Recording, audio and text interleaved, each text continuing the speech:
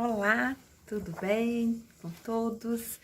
Mais uma semana aqui de estudo no nosso livro Evangelização, no Mais Além, do Espírito Lúcio de Abreu, psicografia da médium Janaína Farias. Vamos começar? Nós vamos dar continuidade no capítulo 7, não é isso? Onde agora Aninha e Lúcio vão entrar à sala de evangelização. Começando. Todos os participantes da tarefa estavam agora reunidos para o início das atividades. Após singela prece coletiva proferida por um dos irmãos encarnados, acompanhada e inspirada por um de nossos servidores espirituais, começou a atuação mais ostensiva de acompanhamento ao trabalho. Mais uma vez o Lúcio aí nos lembrando, né, dessa atuação ostensiva na hora da prece, na hora de uma leitura do Evangelho, essa atuação ostensiva da superioridade espiritual, estar ali sempre nos amparando, nos inspirando na hora ali da fala, após uma leitura e durante a prece. Novamente, em nosso plano, a ação corria de maneira ordenada e equilibrada, mas da parte dos encarnados, de modo geral, era insegura e oscilante.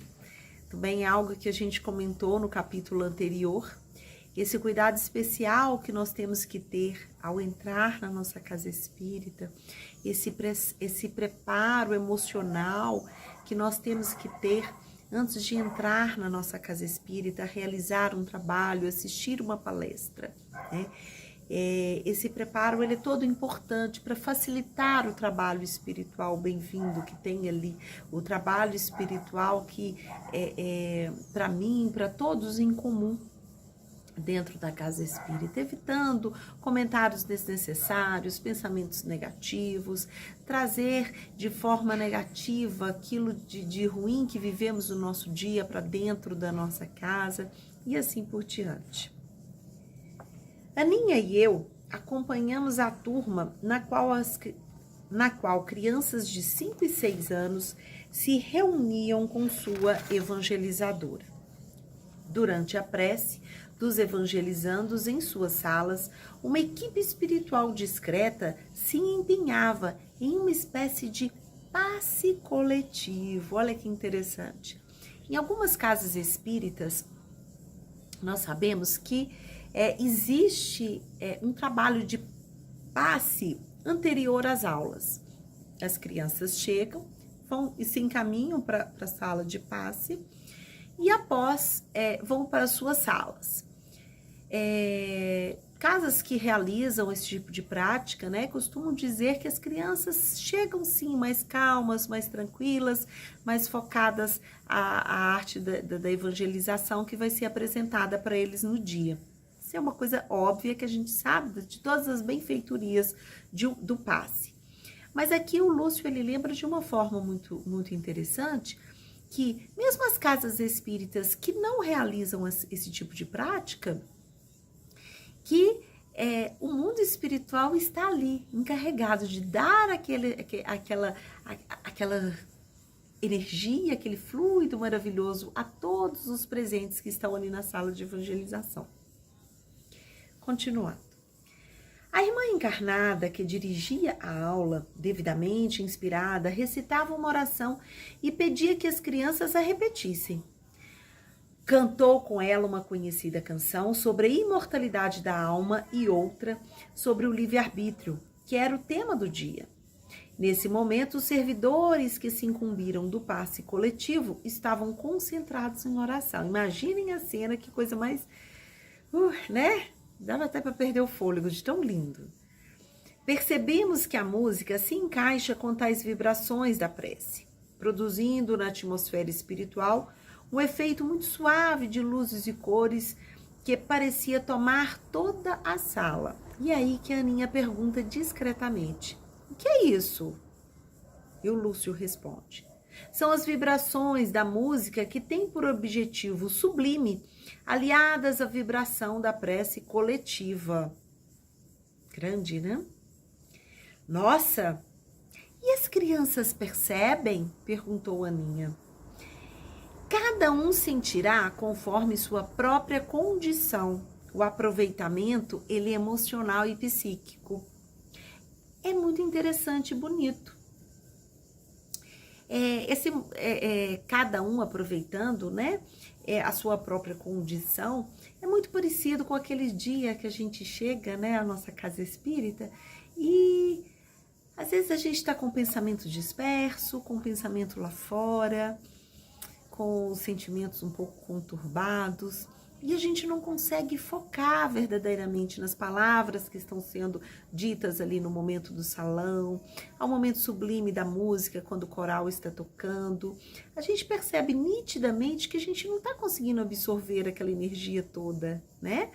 Então, por quê? Porque o nosso emocional e o nosso psíquico, ele não está pronto para aquele momento, né? Especialmente naquele dia. E a mesma coisa acontece com as crianças, né? Nem todas as crianças chegam à casa espírita prontas para absorver isso tudo. Nós vimos no capítulo anterior o exemplo da Beatriz, né? Sim, normalmente, continuando Lúcio, estamos muito desapercebidos dos efeitos da arte que eleva. Talvez a música e a poesia sejam as artes menos compreendidas no campo da evangelização. Olha que forte. Temos pouco conhecimento dos benefícios do ritmo harmonioso na conjunção vibratória da coletividade. Nós temos visto hoje, através de muitas mensagens de espíritos confiáveis, superiores, mensagens psicografadas por livros do próprio Eurípides, exaltando cada vez mais a importância da arte, né, dentro da evangelização, né? A música, a poesia. Então, é um benefício, como ele diz aqui, tão harmonioso, que é um tratamento para o espírito. Nós temos um caso particular em que uma criança, um jovem com uma resistência muito grande de estar participando das aulas de evangelização, de estar comparecendo ao centro, depois de um longo período de insistência, de amor, de paciência amorosa acima de tudo, de todos os evangelizadores envolvidos, de toda a família, esse jovem conheceu, teve a oportunidade maravilhosa de conhecer aulas de música.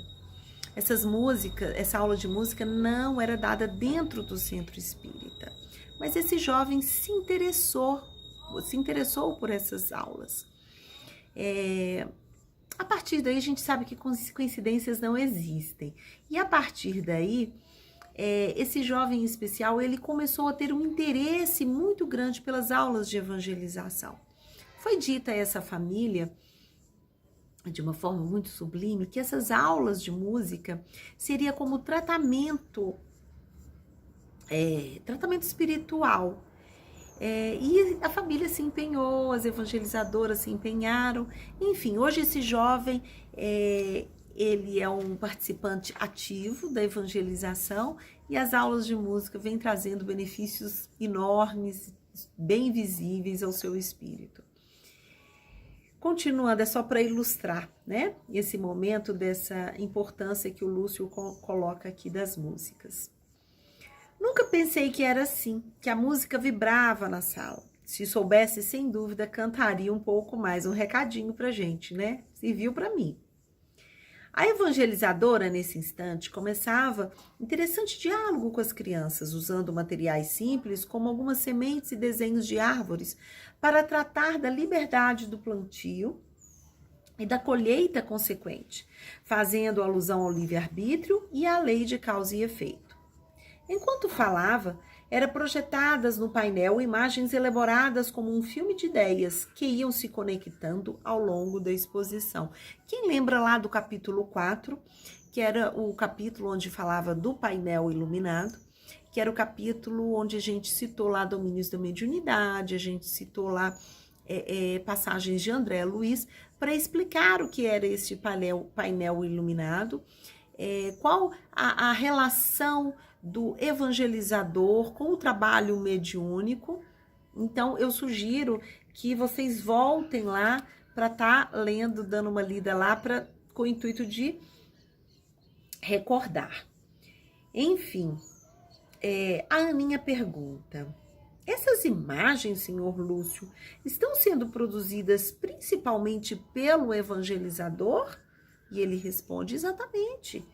Ele desempenha o papel do roteirista do filme, cabendo-lhe o entrelaçamento de ideias que são expostas. Entendo. E mais uma vez, a qualidade da tarefa está na dependência do preparo do evangelizador. Nós estudamos lá no capítulo 4 a importância do preparo do evangelizador, do estudo prévio para estar dentro de uma sala de evangelização.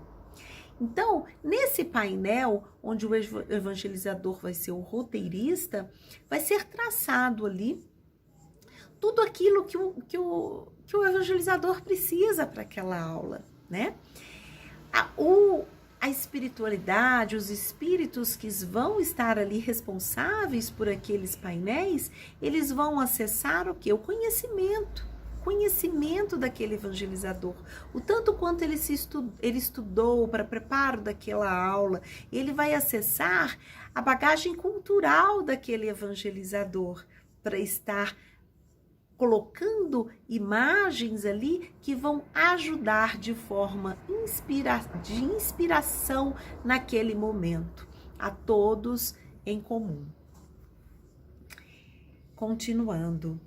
Entendo, e mais uma vez, a qualidade da tarefa está na dependência do preparo do evangelizador, né? Repetindo aí, concluiu a Aninha.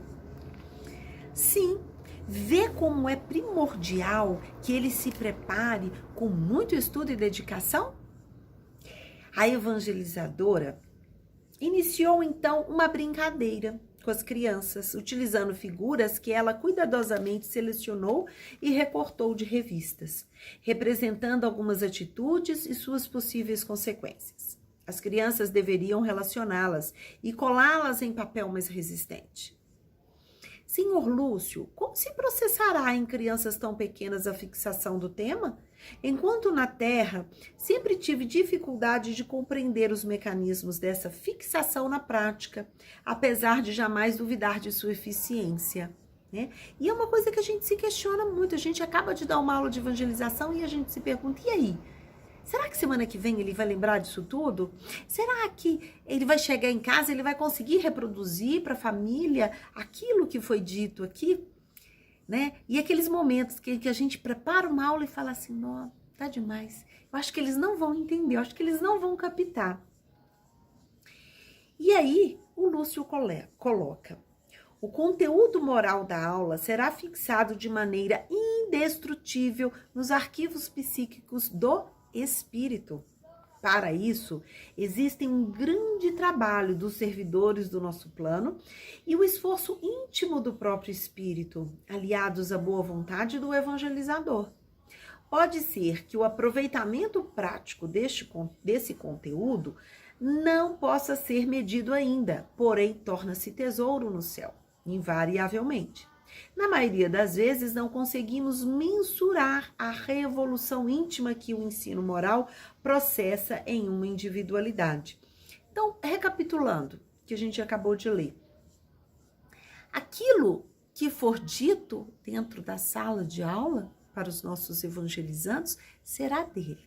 Será absorvido, será memorizado em seu espírito, né? De que forma ele vai absorver isso, né? Há todo um conjunto nesse processo, né? Que é o trabalho dos mentores, que ali atuam, do mentor daquela criança, o esforço íntimo dos evangelizadores, né? E o livre-arbítrio do espírito que está ali em aprendizado, né? O espírito que está ali, né? A boa vontade daquele espírito também. Então, é aquilo que a gente cita muito, né? É a sementinha que está sendo plantada, né? De que forma ela vai desabrochar, quando ela vai desabrochar, vai depender de todo esse conjunto que eu acabei de citar aqui agora, né? Às vezes é um processo tão intrínseco que se torna conflito para o espírito que absorve. Isso é forte, prestem atenção. Já observei casos em que o Evangelho de Jesus, administrado de forma de evangelização para certo indivíduo, parecia causar dor física, devendo aos conflitos da própria criatura. A criança, nessas ocasiões, não sabe explicar, é claro, o que se passa consigo mesma, cabendo ao evangelizador a sensibilidade de compreender e auxiliá-la, a deixar fluir nela o evangelho, para que este a console. Complexo isso, não? Sem dúvida, mas na prática, algumas vezes, observamos reações físicas, agitações, dores de barriga e outras atitudes para cuja causa real a gente não se atenta. Por que a gente não se atenta? Porque a gente rotula, né? É aquilo que a gente fala, muita gente rotula. É muito indisciplinado, não consegue manter a ordem da sala de aula. É indisciplinado, né? Quanta agitação esse jovem tem. É o hiperativo, né? Então, nossa, não tem interesse nenhum, voa o tempo todo, tira a atenção dos outros. Então, o que acontece? A gente rotula. É muito mais fácil a gente rotular do que tentar entender. A dificuldade, a forma especial que eu tenho que estar tratando aquele espírito, como que eu devo compreender com muito bom senso e responsabilidade, né? Então, em algum momento da vida, desta vida ou de outras vidas anteriores, nós escutamos ali a palavra Jesus, os exemplos de Jesus, né? E dependendo da forma a que veio um espírito aqui encarnar nessa vida, ao escutar aquilo, às vezes incomoda, né? E às vezes não incomoda só do lado ruim, não. Às vezes eles querem nos chamar a atenção. Nós bem sabemos, chamar a atenção do evangelizador, nós bem sabemos que há muitos espíritos entre nós, nessa faixa etária, que são espíritos muito superiores a nós, né? Então, às vezes, eles causam ali uma certa, vamos colocar entre aspas, uma agitação para nos chamar a atenção, junto com toda a providência divina atuando ali, para que a gente fique mais atento à nossa forma de trabalhar com eles. Às vezes eles sabem aquilo muito mais, às vezes eles sabem falar de Jesus de uma forma muito mais ampla do que nós, né?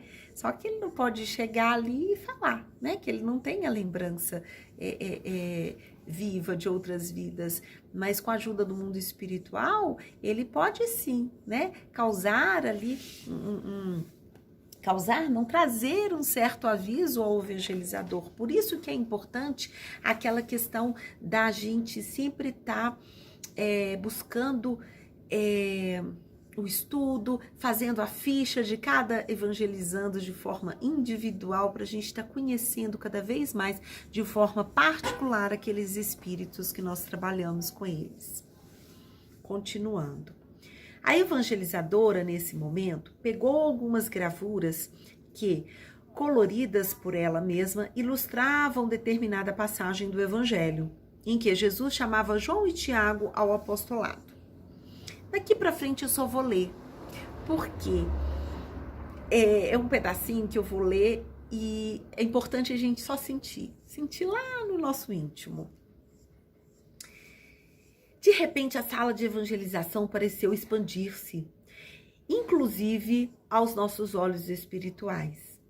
Enquanto a evangelizadora contava às crianças sobre como Jesus andava pela praia, dando ao fato o colorido de sua imaginação, que naquele momento estava mais inspirada, observamos seu cérebro iluminar-se de maneira suave. A sala também adquirira iluminação diferente e podíamos perceber que algo se formava na atmosfera espiritual.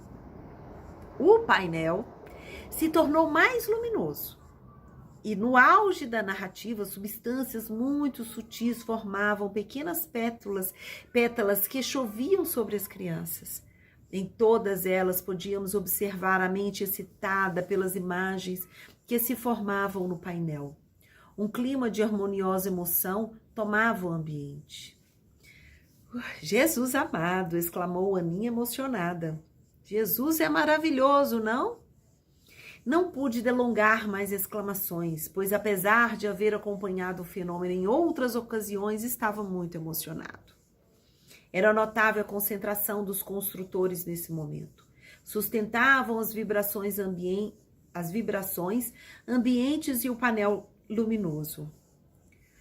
Tudo isso que presenciamos se efetuou por causa do nome de Jesus? Perguntou Aninha, visivelmente emocionada. E olha a explicação linda que o Lúcio dá. O nome de Jesus, Aninha, está de tal modo impregnado por suas atitudes angelicais perfeitas que movimenta multidões espirituais, mundos de vibrações e o infinito poder atuante do bem.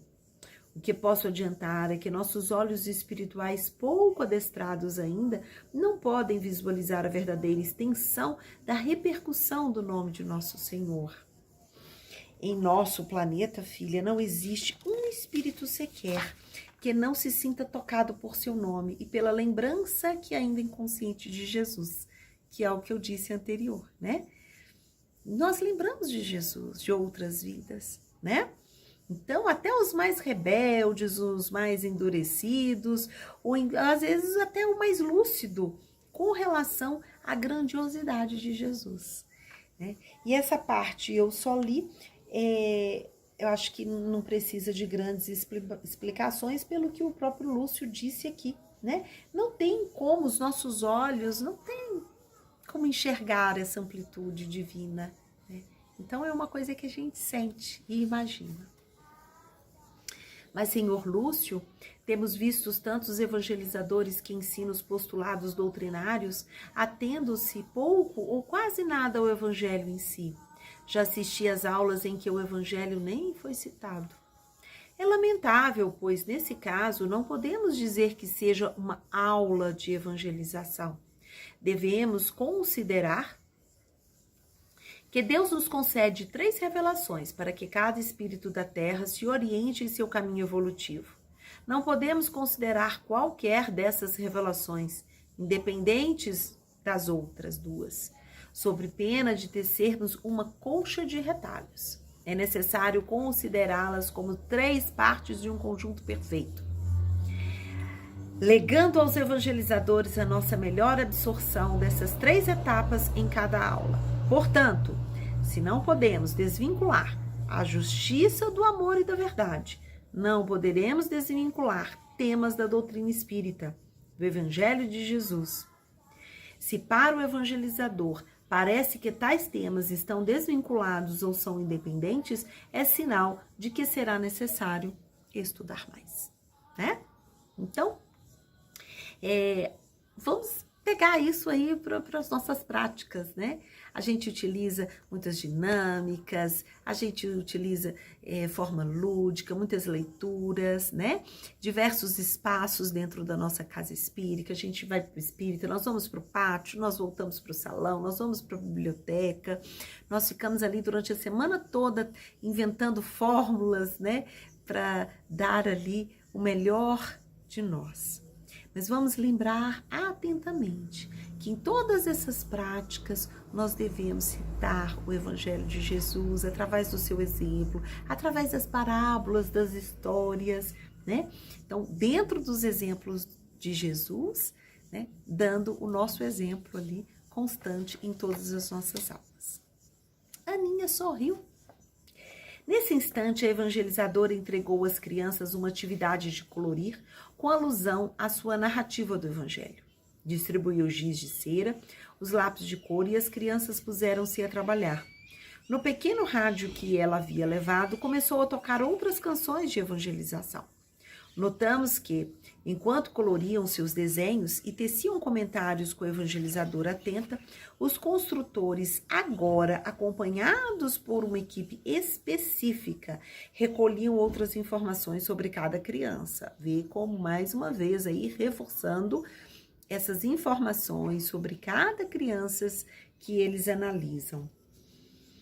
Por causa da harmonia que a música propiciava, o ambiente era totalmente favorável a certas interferências dos espíritos responsáveis por atendimentos específicos. Aproximava-se, assim, o término da evangelização no plano físico. A evangelizadora recolheu os trabalhos e o colocou ordenadamente em um mural parecido, como uma pequena galeria de arte.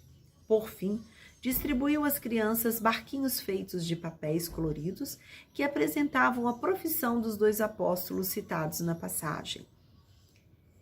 Cantou uma pequena canção que acalmou os ânimos e fez uma prece simples que cada criança repetiu em voz alta. Finalizou assim o momento da aula. Enquanto a irmã responsável pela evangelização ajeitava a sala, após a saída das crianças, observávamos que os construtores, eles continuavam ali, concentrados em um minucioso labor. Não me parece, senhor Lúcio, que nossos irmãos vão deixar a sala de evangelização agora, não é mesmo? Que ele responde, é bem verdade. Ainda há bastante trabalho pela frente.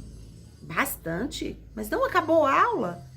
Ainda vão manter o ambiente por mais tempo, pois as energias que são vinculadas em uma aula de evangelização bem feita são muitíssimo preciosas.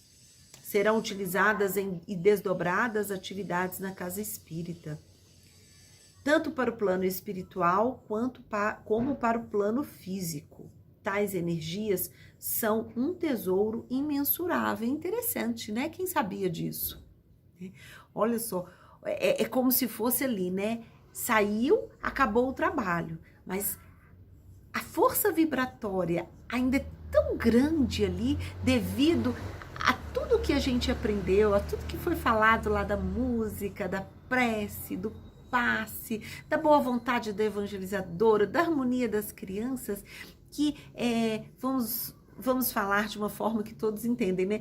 Aquele excesso de energia que ficou ali, ele vai ser aproveitado. E o Lúcio explica como.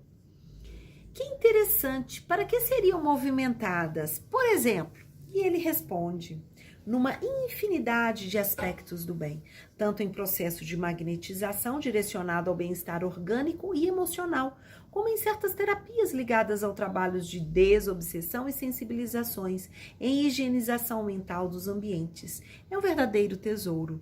A gente tem lá na nossa casa espírita, às vezes, o passe, ele é dado de forma coletiva no salão.